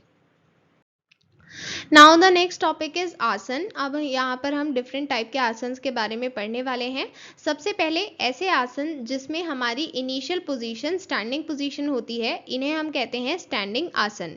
इसके एग्जाम्पल्स हैं वृक्षासन, त्रिकोण आसन, पदहस्तासन, वीरभद्रासन, परसव कोण आसन, गरुण आसन, नटराज आसन, उत्तनासन। इन सभी में हमारी इनिशियल पोजीशन मतलब जहां से हम स्टार्ट कर रहे हैं वो स्टैंडिंग पोजीशन रहती है, इसलिए हमने इन्हें स्टैंडिंग आसन कहा है। देन नेक्स्ट टाइप है सिटिंग आसन। यहाँ पर हमारी इनिशियल पोजीशन में हम बैठे रहेंगे, we have to sit, and The examples are Gomukhasana, Baddha कोण आसन, अर्ध मत्स्येंद्र आसन, सुप्त वज्रासन, योग मुद्रा, जनु शीर्षासन, वक्र आसन, तोल आसन। ये सभी ऐसे आसन हैं, इसमें हमारी इनिशियल पोजीशन, स्टार्टिंग पोजीशन बैठे रहने की होगी, इसलिए हमने इन्हें कहा है सिटिंग आसन। देन नेक्स्ट टाइप ऐसे आसन जिसमें हमें लेटना है इनिशियल पोजीशन में। इसके डिफरेंट एग्जांपल्स यहाँ पर गिवन है, शलभ आसन, भुजांग आसन, सर्वांग आसन, हलासन। ये सभी ऐसे आसन होते हैं, इन सभी में हमें इनिशियल पोजीशन में लेटना है। यहाँ पर और भी एग्जांपल्स गिवन है। And then next type is shavasana. ये लास्ट में परफॉर्म किया जाता है जब सभी योगिक एक्सरसाइजेस कंप्लीट हो जाती हैं, एंड ये बेसिकली रिलैक्सेशन के लिए होता है, ताकि आपने जो भी योगा किया है उसके बाद आप प्रॉपरली रिलैक्स कर पाएं और फिर अपने वर्क पर वापस जाएं। तो इसलिए जब हम सारी योगिक एक्सरसाइजेस को कंप्लीट कर लेंगे उसके बाद हमें ये परफॉर्म करना है एट द एंड। सो इसमें हम बिल्कुल स्ट्रेट लेट जाएंगे बैक पर और फिर बिल्कुल रिलैक्स्ड रहना है। मतलब ऐसा नहीं है कि कोई स्पेसिफिक पोजीशन अटेन करनी है, नहीं, बिल्कुल रिलैक्स होकर हमें लेटना है और आईज क्लोज कर लेनी है, and we have to just relax. इस पोजीशन में 2 से 3 मिनट्स तक रहना है एंड ऑटोमेटिकली बॉडी रिलैक्स हो जाएगी, फिर आप अपना बाकी काम कर सकते हैं। Now the last topic is sun salutation, Surya Namaskar. Surya नमस्कार को करने के लिए सबसे बेस्ट टाइम होता है मॉर्निंग टाइम। इवनिंग में भी कर सकते हैं, बट हमें तब करना है जब हमारा स्टमक एम्प्टी हो।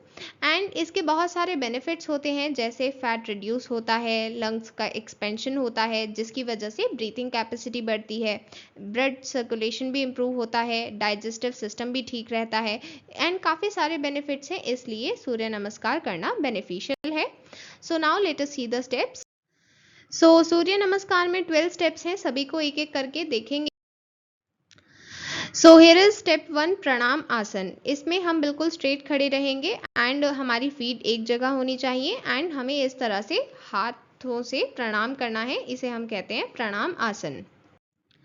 देन स्टेप 2, हस्त उत्तनासन। इसमें प्रणाम आसन से हमें पोजीशन चेंज करनी है। पहले इनहेल करेंगे, अपने हैंड्स को ऊपर लेकर जाएंगे और फिर इनहेल करते हुए ही इन्हें बैकवर्ड स्ट्रेच करेंगे।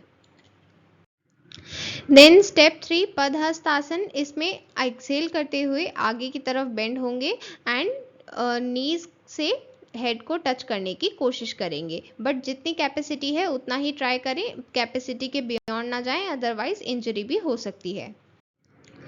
नेक्स्ट इज अश्व संचलासन। इसमें सबसे पहले इनहेल करेंगे, अपने राइट लेग को आगे रखेंगे एंड अपने हैंड्स को इस तरह से फीट के साइड में फर्मली प्लेस करेंगे, नीचे रखेंगे और ऊपर देखेंगे। ये पोजीशन है अश्व संचलासन। स्टेप 5, चतुरांग दंड आसन। जो लास्ट स्टेप था उसमें हमारा राइट फुट आगे था, तो अब राइट फुट के साथ ही लेफ्ट फुट को ले आएंगे और ये जो पुशअप की बिगनिंग पोजीशन होती है इस पोजीशन में आ जाएंगे, इसे कहते हैं चतुरांग दंड आसन। स्टेप 6, अष्टांग नमस्कार। जो हमारी प्रीवियस पोजीशन थी उसमें एक्सेल करना है और अपनी बॉडी को नीचे फ्लोर से टच करना है। यहाँ पर हमारे फीट, नीज, पाम और फोरहेड टच होना चाहिए, एंड जो हमारे बटॉक्स हैं वो ऊपर रहने चाहिए, रेज्ड अप रहने चाहिए इस पोजीशन में। सो इसे हम कहते हैं अष्टांग नमस्कार, या फिर इसे हम साष्टांग नमस्कार भी कहते हैं।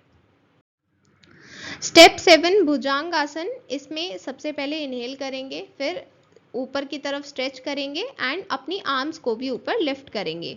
इस तरह से ऊपर लिफ्ट करना है एंड अपनी बैक को इस तरह से अंदर की तरफ बेंड करेंगे, बट उतना ही जितना आप कंफर्टेबल हैं, एंड इस पोजीशन में रहेंगे, इसे हम कहते हैं कोबरा पोजीशन। स्टेप 8, अधोमुख श्वान आसन। इसमें हमें एक्सेल करते हुए इस तरह से पोजीशन बनानी है जहां पर हमारी फीट और हमारा हेड एक तरह की आर्क बनाए, एंड इसमें हमारे बटॉक्स रेज्ड होंगे और हमारे आर्म्स इस तरह से फ्लोर पर प्लेस्ड होंगे। अब हम रिवर्स ऑर्डर में प्रोसीड करेंगे। अश्व संचालासन, इसके बाद पदहस्तासन,